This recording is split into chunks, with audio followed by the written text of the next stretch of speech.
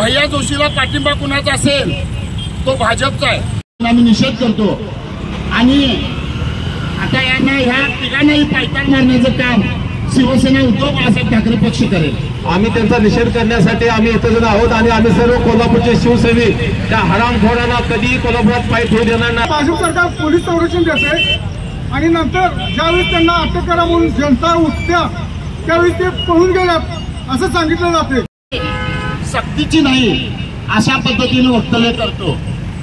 105 हुतात्मे देऊन ही मुंबई महाराष्ट्राला मिळालेली आहे आणि जोपर्यंत शिवसेना मराठी माणसाच्या बाजूने आणि मुंबईच्या बाजूने आहे तोपर्यंत भाजपचं हे षडयंत्र मुंबईला बाजूला करण्याचं चालू देणार नाही।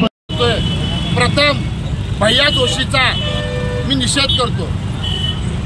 बंधूंनो, भैया जोशीला पाठिंबा कुणाचा असेल तो भाजपचा आहे। म्हणजे हे भाजपचं षडयंत्र कसं आहे ओळखा तुम्ही।